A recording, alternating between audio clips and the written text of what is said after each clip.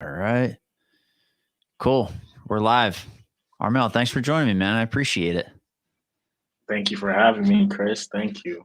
Yeah. So I wanted to bring you on here because you and I spoke, I guess, 2, 3 weeks ago now.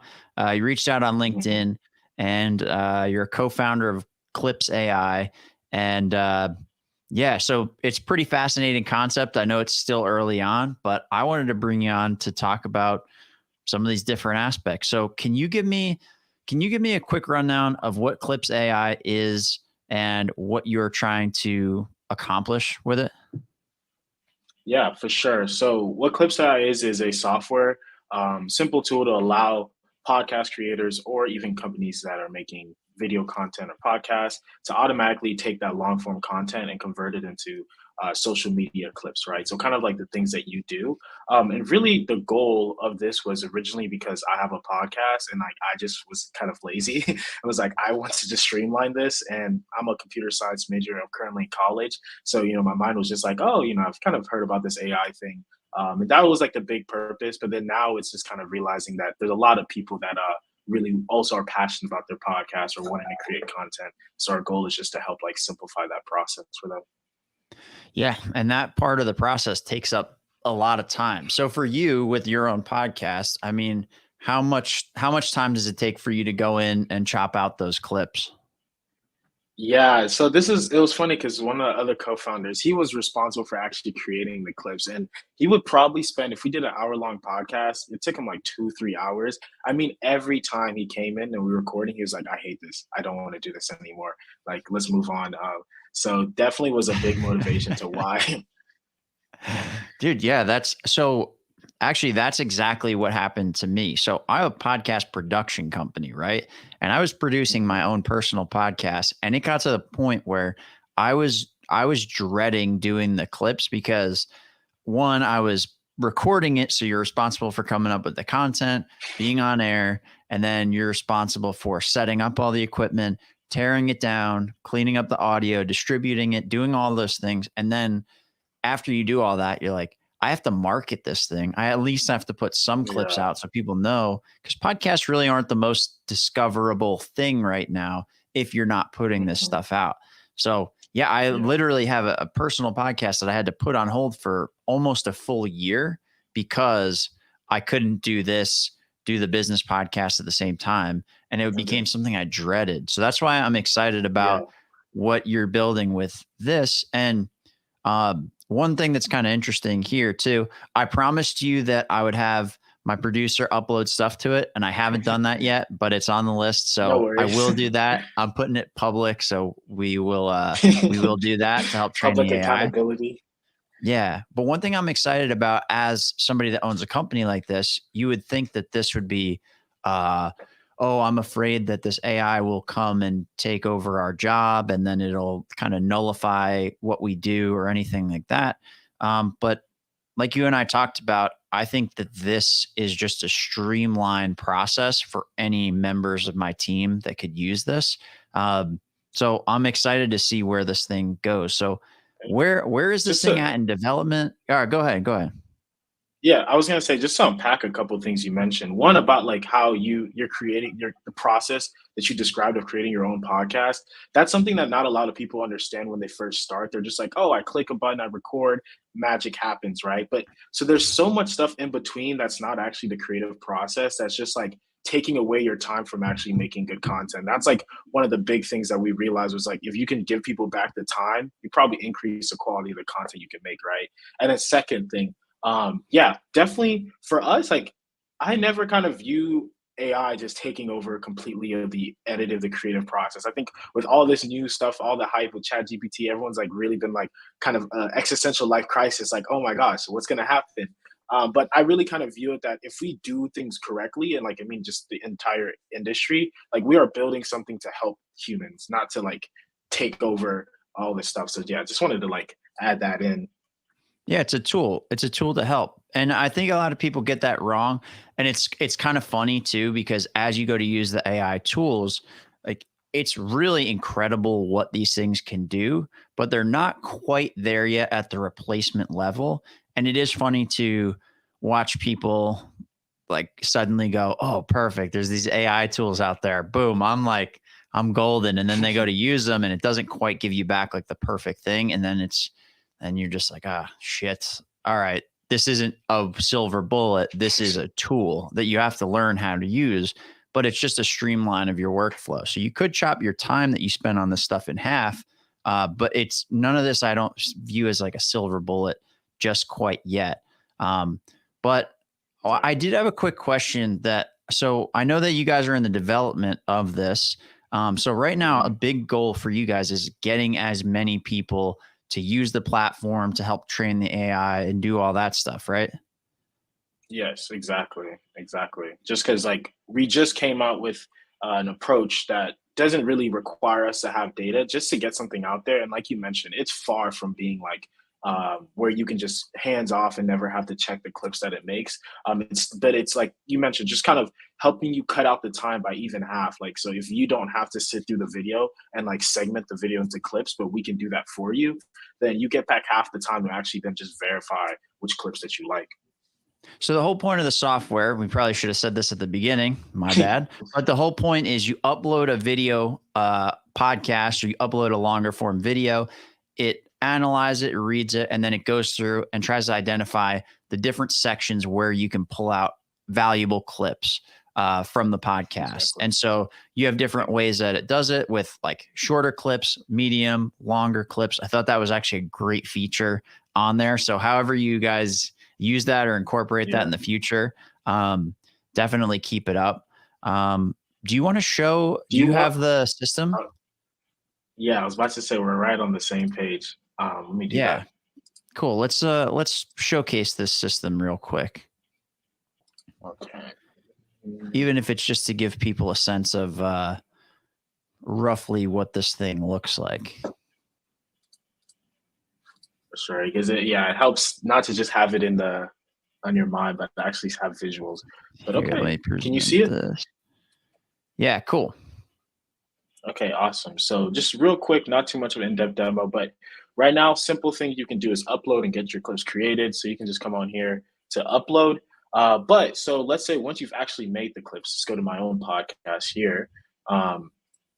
Then this is what the end page looks like. So just the sake of not hearing too much noise, here's what the final screen. So once you've uploaded your video, it takes us about 10 minutes for every 30 minutes of content you upload to create these clips, and then you get emailed.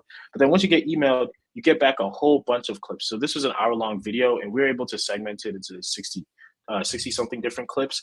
This is just the first version of it. You have a transcription here to help you just quickly be able to know what the clips are talking about. You can search for the clips that you're looking for if you're looking for something specific. And kind of like Chris mentioned, this feature, which I think is really cool, there's different types of clips you want. You want TikTok clips, but then you also want like the YouTube clips where it's just 3 to 8 minutes where someone can discover it on YouTube. And that's the big part.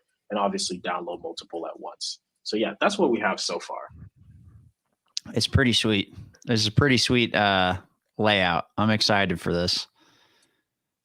Yeah, and I haven't I gotta talk to my producer here and give him the rundown on this. When you and I talked last, I think we were kind of like Christmas break or something like that. So I was just here solo, yeah. But I gotta have him upload these things so we can take a look at how this chops up.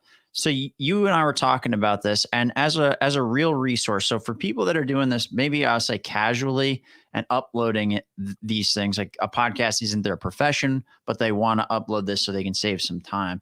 At this point, I know it's early on. What kind of accuracy levels are you seeing? What's the, I don't know, like the usefulness level of this at this point, and then where do you see it kind of going? Yeah, just the same way you're struggling to kind of put that into words. It's the same. It's right now the phase that we're at of like, how do we measure its success, right? The accuracy of it. But right now, I would say that about somewhere around 50 to 60% of the clips that our AI generates, you're like, okay, this is actually really usable. 20%, you're like, whoa, like that is a great clip, right? So getting back those, like from that hour-long video, those 60 different clips, you have about 20% of them which you can actually use. You're like, wow, that's amazing, right? So it's not that we're able to give you back all the perfect ones, but we give you the opportunity to find it and segment. So I would say that's where we're at. But as we allow more people to like use the platform, create clips, adjust the clips that they want, then it's going to help train our AI, and then at some point we'll be able to get up to maybe even like 90%. But there's a lot more to do and a lot of work there. Sure. Yeah, and it's a pretty heavy load. You were telling, so how did you come up with like the underlying base code is from a paper from the 80s? Yeah, so what happened was, other co-founder, like, shout out to him because before, just a little background, just to brag about him a bit because he's absolutely awesome.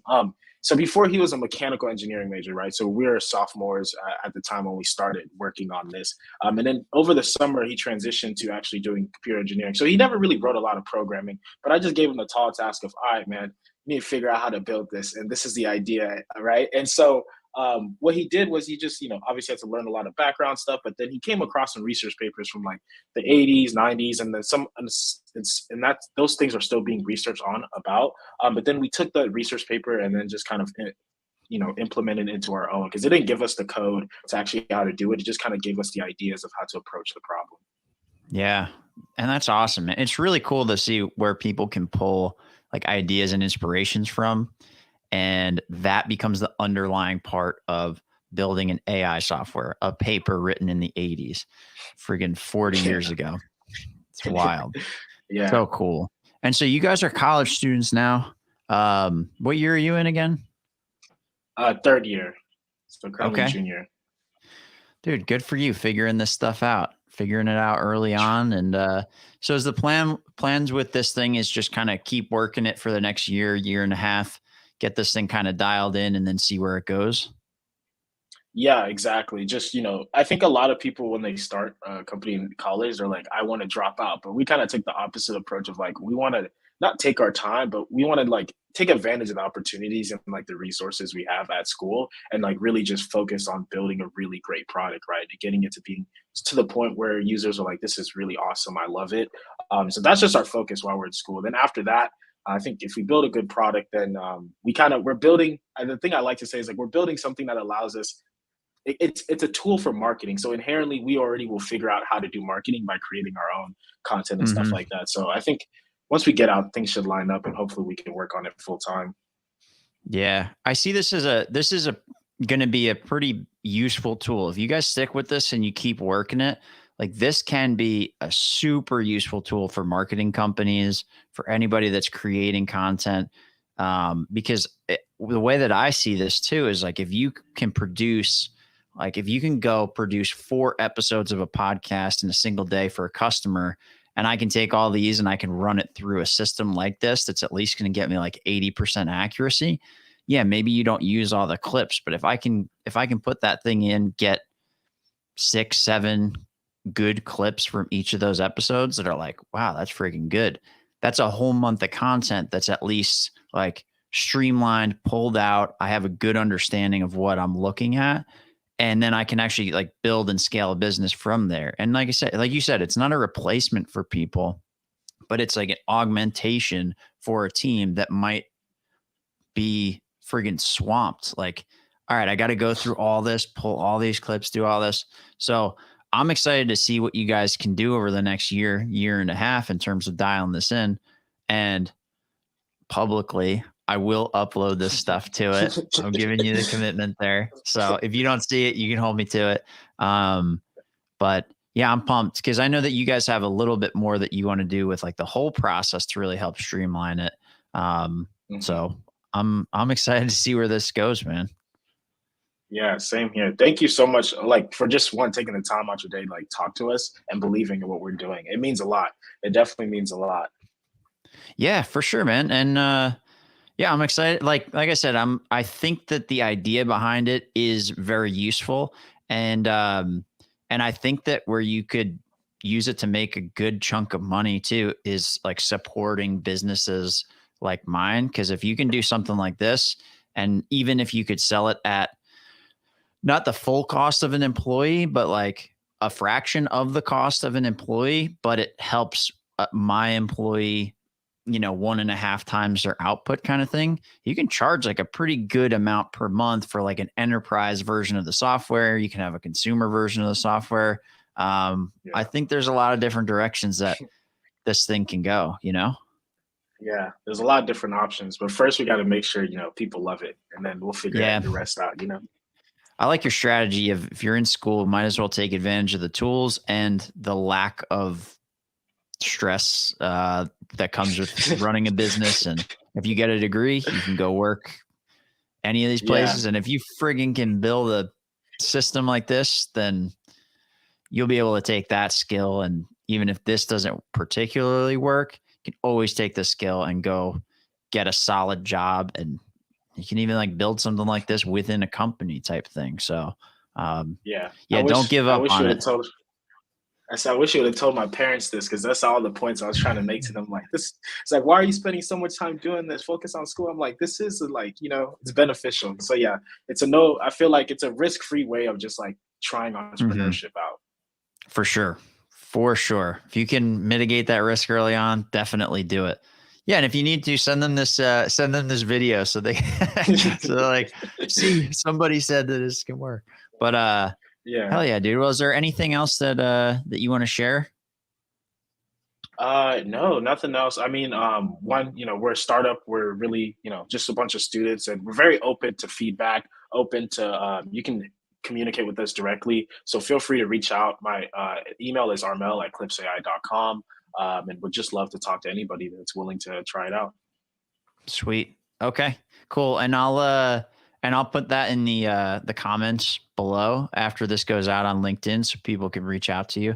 But Armel, thanks for taking the time, man. I appreciate it. Thank you for having me on, Chris. You have a great rest of your day. Thank you, sir.